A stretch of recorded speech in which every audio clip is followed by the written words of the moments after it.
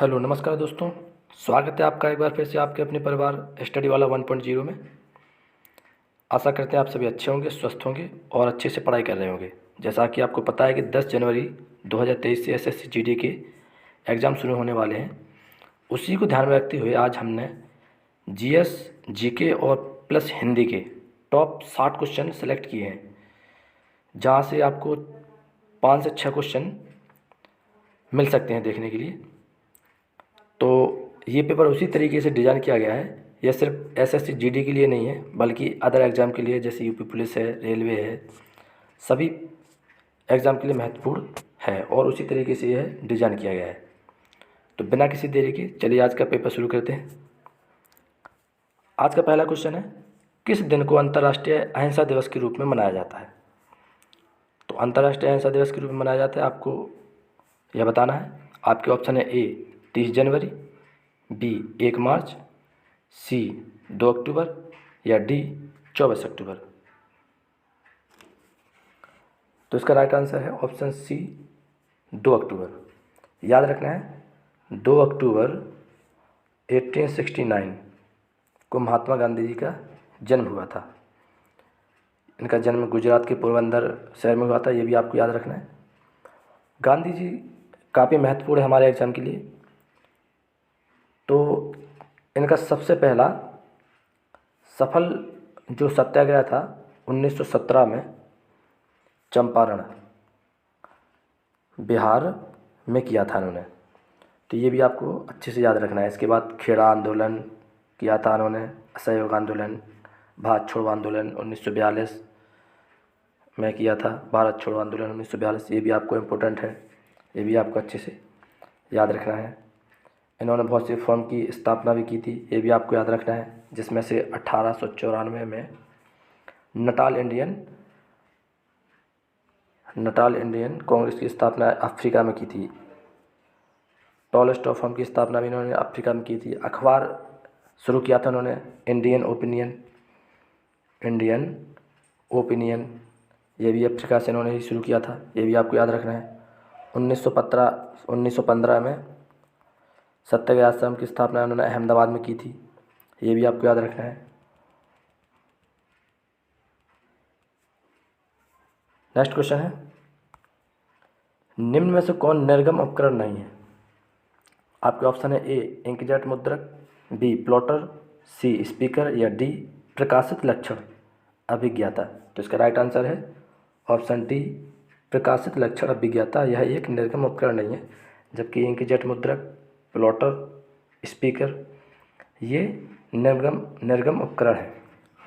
अगला क्वेश्चन है, निम्नलिखित में से किस युक्ति द्वारा किसी वस्तु का प्रतिबिंब आभासी तथा छोटा बनता है? तो आपके ऑप्शन है ए अवतल लेंस, बी अवतल दर्पण, सी उत्तल दर्पण या डी गिलास प्लेट। इसमें से आपको एक ऑप्शन सेलेक्ट करना है। तो उत्तल दर्पण में किसी भी वस्तु का प्रतिबिंब सदैव आभासी और छोटा बनता है। उत्तल दर्पण में किसी भी वस्तु का प्रतिबिंब जो है आभासी और छोटा बनता है, ये आपको याद रखना है। नेक्स्ट क्वेश्चन है, जब बर्फ़ को 0 डिग्री सेल्सियस से 10 डिग्री सेल्सियस तक गर्म किया जाता है तो जल का आयतन पर क्या प्रभाव पड़ता है, ये आपको बताना है। आपके ऑप्शन है ए समान रूप से कम होता है, ऑप्शन बी पहले बढ़ता है फिर कमता है, ऑप्शन सी पहले कम होता है फिर बढ़ता है या डी समान रूप से बढ़ता है। आपको इसमें से बताना है। तो आपको याद रखना है, जो जल का आयतन होता है 4 डिग्री सेल्सियस तापमान पर सबसे अधिक होता है, 4 डिग्री सेल्सियस पर। यह आपको अच्छे से याद रखना है। मतलब जब बर्फ़ को गर्म किया जाता है तो इसका आयतन 0 डिग्री से 4 डिग्री सेल्सियस तक बढ़ता है। क्या होता है? बढ़ता है। और उसके बाद 4 डिग्री सेल्सियस तापमान से ऊपर यह घटता है। यह आपको याद रखना है। मतलब बर्फ़ को 0 से 10 डिग्री सेल्सियस तक आयतन पहले बढ़ेगा और फिर कम हो जाएगा। या तो इसका राइट आंसर क्या हो जाएगा? पहले बढ़ता है और फिर कम हो जाता है। ये आपको अच्छे से याद रखना है। नेक्स्ट क्वेश्चन है, यदि यह घटिया वस्तु की कीमत घटती है तो उसकी मांग में क्या प्रभाव पड़ता है? आपके ऑप्शन है ए घट जाती है, ऑप्शन बी बढ़ जाती है, सी स्थिर रहती है, या इनमें से सभी होती है। तो याद रखना है, जो घटिया वस्तु होती है उसकी कीमत में कमी होने पर उपभोक्ता की मांग भी घटती है, क्योंकि यह घटिया वस्तु तो कोई खरीदेगा नहीं उसको, तो उसकी मांग क्या हो जाएगी? घटती है, क्योंकि उपभोक्ता द्वारा जो वस्तुएं ली जाती हैं वो उच्च श्रेणी की ली जाती हैं। तो इसमें आपको याद रखना है, उसकी कीमत क्या हो जाएगी? घट जाती है, या उसकी मांग क्या हो जाती है? घट जाती है। नेक्स्ट क्वेश्चन है, मुग़ल बादशाह बाबर की मृत्यु कहाँ हुई थी? आपके ऑप्शन है ए लाहौर, बी काबुल, सी आगरा, या डी दिल्ली। तो मुग़ल बादशाह बाबर की मृत्यु 48 वर्ष की आयु में 1530, याद रखना 1530 आगरा में हुई थी। तो इसका राइट आंसर हो जाएगा सी आगरा। नेक्स्ट क्वेश्चन है, जलियांवाला बाग हत्याकांड के समय भारत के वायसराय कौन थे? तो जलियांवाला बाग हत्याकांड जो हुआ था 13 अप्रैल 1919 में हुआ था।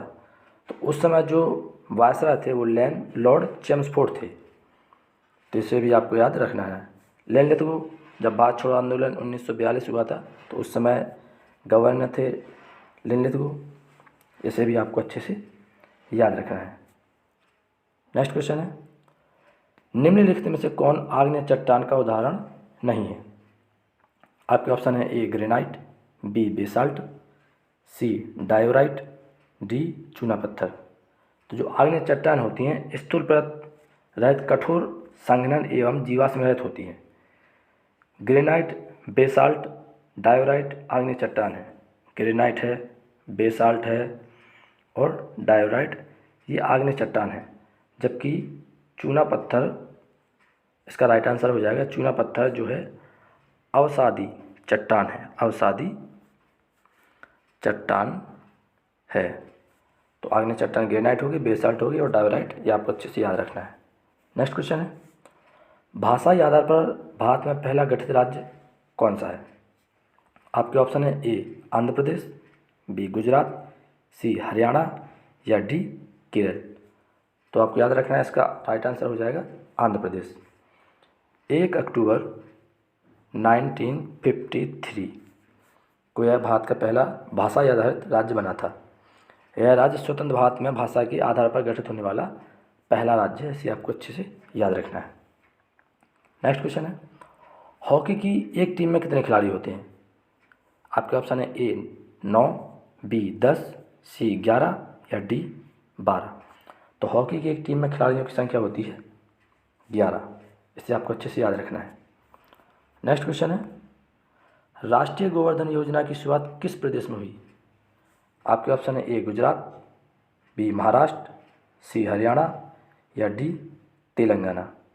तो आपको अच्छे से याद रखना है, राष्ट्रीय गोवर्धन योजना की शुरुआत हरियाणा राज्य ने की थी। क्योंकि गोवर्धन ऐसे लगता है हमें जैसे यूपी से रिलेटेड हो, तो याद रखना है यह यूपी से रिलेटेड नहीं है। इसमें हरियाणा के मुख्यमंत्री मनोहर लाल खट्टर, इसे भी आपको याद रखना है। हरियाणा के मुख्यमंत्री कौन है? मनोहर लाल खट्टर ने राज्य में गोवर्धन योजना की शुरुआत की थी 30 अप्रैल 2018 को। इसे आपको याद रखना है। नेक्स्ट क्वेश्चन है, पूंजीवाद अर्थव्यवस्था में कीमत निर्धारित किसके द्वारा होती है? तो पूंजीवादी अर्थव्यवस्था में कीमत निर्धारित होती है मांग और पूर्ति के आधार पर, सरकारी प्राधिकारी पर, बाजार में क्रेता के आधार पर, या बाजार में विक्रेता के आधार पर, ये आपको बताने हैं। तो पूंजी अर्थव्यवस्था में कीमत निर्धारित मांग और पूर्ति द्वारा निर्धारित होती है। तो इसका राइट आंसर हो जाएगा मांग और पूर्ति के द्वारा इसका निर्धारण होता है। क्योंकि पूंजीवादी अर्थव्यवस्था में बाजार की कीमत की महत्व होती है, इसलिए कीमत निर्धारण वस्तु की मांग और उसकी पूर्ति पर निर्भर करती है। तो इसका राइट आंसर हो जाएगा ऑप्शन ए मांग और पूर्ति। नेक्स्ट क्वेश्चन है, लॉन्ग वॉक टू फ्रीडम पुस्तक के लेखक कौन है? तो आपके ऑप्शन है A Nelson Mandela, B Louis Fischer, C Aung San सुई, या डी माओ त्से तुंग। तो इसका राइट आंसर है Nelson Mandela. Long walk to freedom, यह अफ्रीका के अश्वेत प्रथम राष्ट्रपति थे जिन्होंने अफ्रीका को आज़ाद करने में बहुत ही महत्वपूर्ण भूमिका निभाई थी। इसे आपको याद रखना है। इन्होंने यह 1994 में इनकी जो पुस्तकें प्रकाशित हुई थी, जो इनकी रंग भेद के खिलाफ ये आंदोलन करते थे, उसी के आधार पर इसको लिखा गया था। तो ये भी आपको अच्छे से याद रखना है। नेक्स्ट क्वेश्चन है, लोकसभा का चुनाव लड़ने के लिए प्रत्याशी की न्यूनतम आयु कितनी होनी चाहिए? तो लोकसभा का चुनाव आप लड़ सकते हैं अगर आपकी आयु कम से कम 25 वर्ष हो। तो लोकसभा के लिए कम से कम 25 वर्ष होनी चाहिए। 18 वर्ष की एज में आप मतदान देने के लिए हो जाते हैं कि आप मतदान दे सकते हैं। 21 वर्ष के लिए पंचायत का चुनाव लड़ सकते हैं। और राज्यसभा के लिए, राज्यसभा सदस्य बनने के लिए कम से कम आपकी 30 वर्ष की आयु होनी चाहिए। इसे भी आपको अच्छे से याद रखना है। जबकि राष्ट्रपति के लिए कम से कम आपकी 35 वर्ष की आयु होनी चाहिए। राष्ट्रपति या राज्यपाल, गवर्नर जो है, उसके लिए कम से कम आपकी 35 वर्ष की आयु होनी चाहिए। नेक्स्ट क्वेश्चन है, विश्व बैंक का अन्य नाम क्या है? आपके ऑप्शन है ए अंतर्राष्ट्रीय पुनर्निर्माण तथा विकास बैंक, दूसरा बी है अंतर्राष्ट्रीय पुनर्वास तथा विकास बैंक, सी अंतर्राष्ट्रीय पुनर्वित्त तथा विकास बैंक, या डी अंतर्राष्ट्रीय अनुसंधान तथा विकास बैंक। तो विश्व बैंक का दूसरा नाम क्या है? अंतर्राष्ट्रीय पुनर्निर्माण तथा विकास बैंक। अंतर्राष्ट्रीय पुनर्निर्माण तथा विकास बैंक यह विश्व बैंक का दूसरा नाम है। इसे आपको याद रखना है। इसकी स्थापना 1945 में हुई थी। इसे भी आपको अच्छे से याद रखना है। इसका मुख्यालय वाशिंगटन डीसी में, वाशिंगटन डीसी यूएसए में है। इसे भी आपको अच्छे से याद रखना है। विश्व बैंक और आईएमएफ और वर्ल्ड बैंक, इन दोनों को जुड़वा बैंक, जुड़वा बहन के नाम से भी जाना जाता है। इसे भी आपको याद रखना है। आईएमएफ का मुख्यालय वाशिंगटन डीसी में है। नेक्स्ट क्वेश्चन है, हरारे किस देश की राजधानी है? आपके ऑप्शन है न्यूजीलैंड, बी जिम्बाब्वे, सी नाइजीरिया, या डी नामीबिया। तो हरारे जिम्बाब्वे की राजधानी है। से भी आपको अच्छे से याद रखना है। यह अफ्रीका का एक देश है। अफ्रीका का यह एक देश है। इसे भी आपको अच्छे से याद रखना है। यह देश का सर्वाधिक बड़ा शहर है, जो आर्थिक प्रशासनिक का केंद्र है जिम्बाब्वे। नेक्स्ट क्वेश्चन है, भारत की जनसंख्या में ऋणात्मक वृद्धि किस दशक में दर्ज की गई थी? आपके ऑप्शन है ए 1921, 1911 से 1921, 1941 से 1951, या 1931 से 1941, या ऑप्शन डी 1921 से 1931। तो ऋणात्मक वृद्धि हुई थी ऑप्शन ए 1911 से लेकर 1921 के दशक में भारत में के इतिहास में पहली बार ऋणात्मक वृद्धि दर्ज की गई थी, जिसे महान विभाजक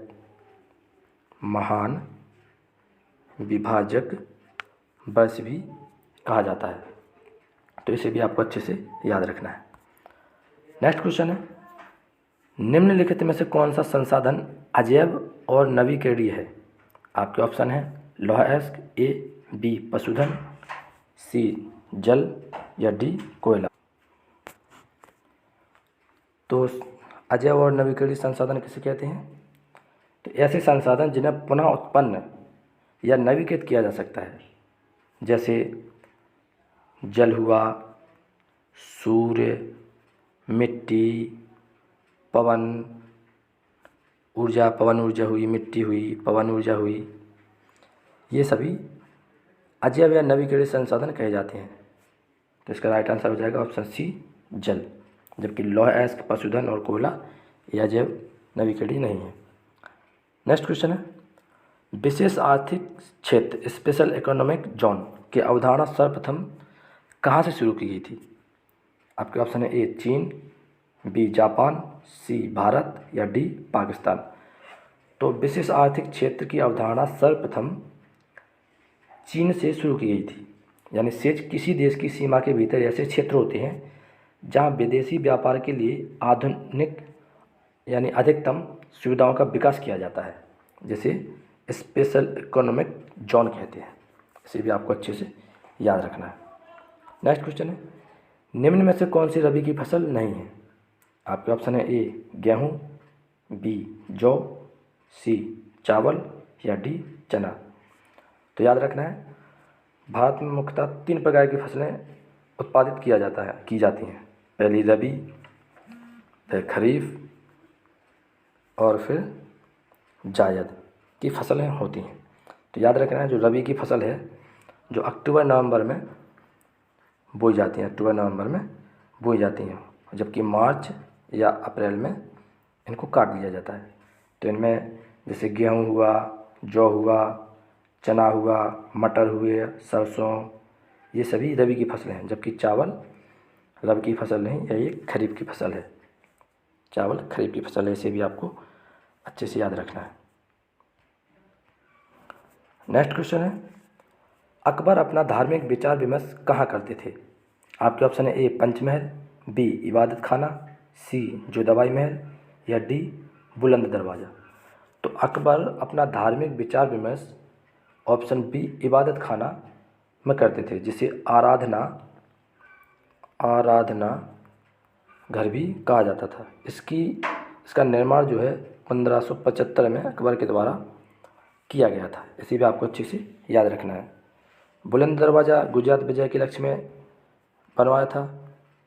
जब गुजरात पर विजय हासिल की थी अकबर के द्वारा, उस टाइम बुलंद दरवाज़ा का निर्माण किया गया था।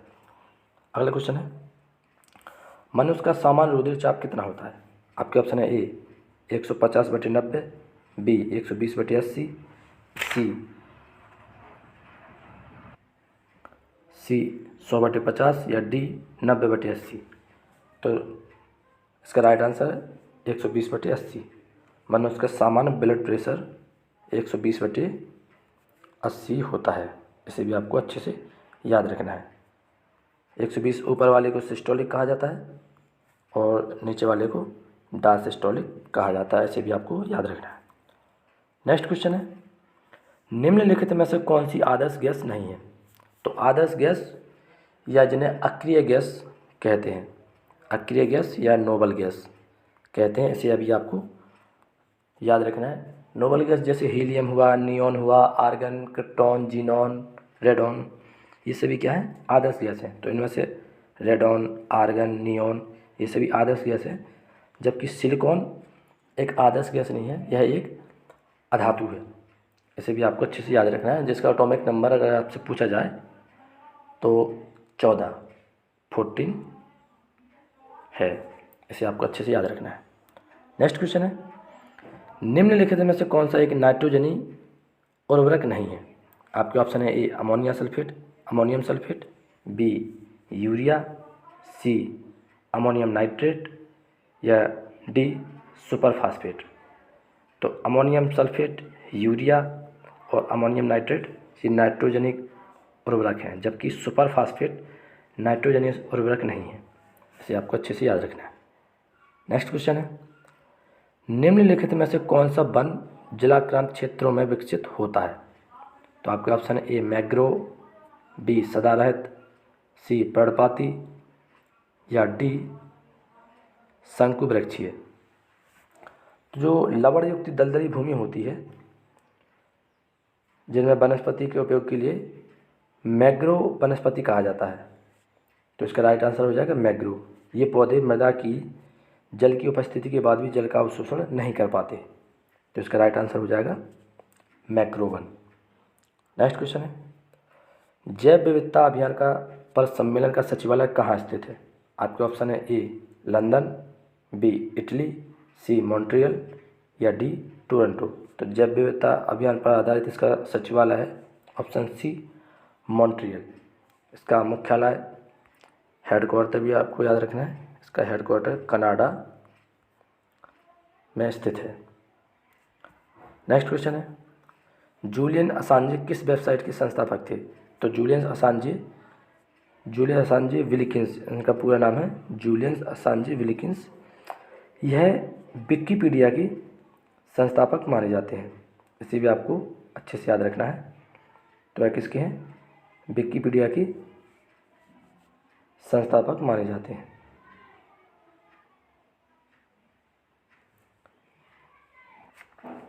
माफ़ कीजिए, इसका राइट आंसर हो जाएगा विकीलीक्स।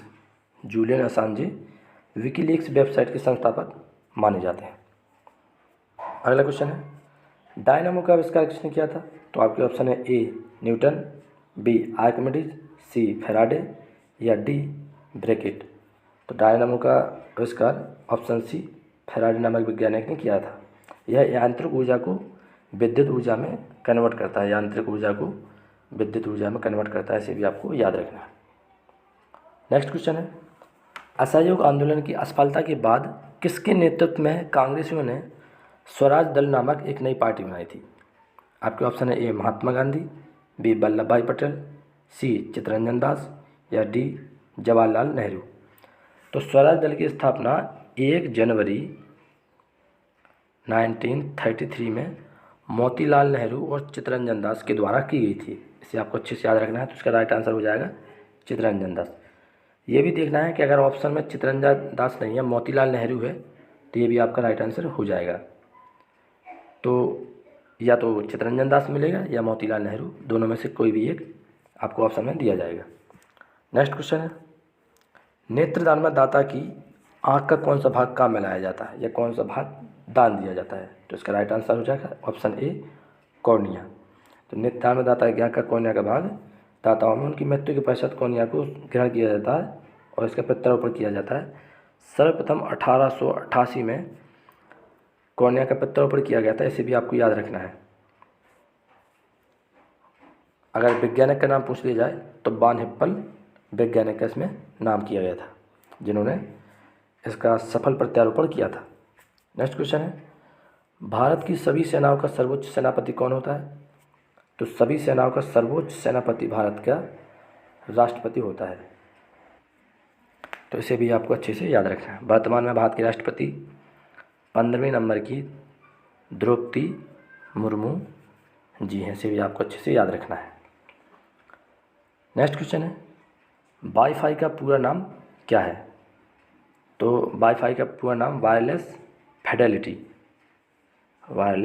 फिडेलिटी इसका पूरा नाम है, इसे भी आपको अच्छे से याद रखना है। यह केवल तारों के बिना ही उच्च गति से इंटरनेट प्रदान करती है, जिसके लिए केबल की आवश्यकता नहीं होती है। नेक्स्ट क्वेश्चन है, उत्पादन की दृष्टि से भारत में कॉफ़ी पैदा करने वाले शीर्ष राज्य कौन से हैं? तो आपके ऑप्शन है ए तमिलनाडु, बी कर्नाटक, सी असम या डी महाराष्ट्र। तो भारत में कॉफ़ी उत्पादन के क्षेत्र में कर्नाटक का योगदान सर्वाधिक है, लगभग 50 से 53% के लगभग इसका उत्पादन कर्नाटक करता है। इसके बाद आ जाता है अपना केरल और तमिलनाडु, इसके बाद आ जाता है तमिलनाडु। अगर विश्व में कॉफ़ी की बात की जाए कि विश्व में कॉफ़ी का उत्पादन कौन सा देश सर्वाधिक करता है, तो आपको याद रखना है ब्राज़ील के द्वारा सर्वाधिक कॉफ़ी का उत्पादन किया जाता है। कॉफ़ी के बागान को क्या कहते हैं, इसे भी आपको अच्छे से याद रखना है। तो कॉफ़ी के बागान को फेजेंडा कहा जाता है, ये भी आपको याद रखना है। नेक्स्ट क्वेश्चन है, रुस्तम 2 क्या है? तो रुस्तम 2 क्या है आपको ये बताना है। आपके ऑप्शन है ए टैंक, बी जलपोत या सी लड़ाकू विमान या इनमें से कोई नहीं। तो रुस्तम 2 एक लड़ाकू विमान है, इसे आपको याद रखना है। यह कम ऊंचाई पर उड़ान भरने में सक्षम है। इस विमान का परीक्षण जो है 25 फरवरी 2018 को किया गया था। इसे भी आपको अच्छे से याद रखना है। अगला क्वेश्चन है, न्यायिक समीक्षा का सिद्धांत हमारे संविधान में कहाँ से लिया गया है? तो आपके ऑप्शन है ए संयुक्त राज्य America, option B USSR, C England या डी स्विट्जरलैंड। तो इसे भी आपको बता तो इसका राइट आंसर हो जाएगा ऑप्शन ए संयुक्त राज्य अमेरिका। नेक्स्ट क्वेश्चन है, अंतर्राष्ट्रीय संस्था WHO का मुख्यालय कहाँ है? तो WHO का मुख्यालय जिनेवा स्विट्जरलैंड में है, इसे भी आपको याद रखना है। इसकी फुल फॉर्म भी पूछी जाती है WHO, तो वर्ल्ड हेल्थ ऑर्गेनाइजेशन आपको याद रखना है। WTO का मुख्यालय भी जिनेवा में है, ये भी आपको याद रखना है। नेक्स्ट क्वेश्चन है, राज्य अपहरण नीति का सिद्धांत किसने प्रतिपादित किया था? तो राज्य अपहरण की नीति यानी जिसे डॉक्ट्राइन ऑफ लैप्स भी कहा जाता है, यह किसके द्वारा शुरू की गई थी? तो भारत का गवर्नर जनरल था उस टाइम डलहौजी।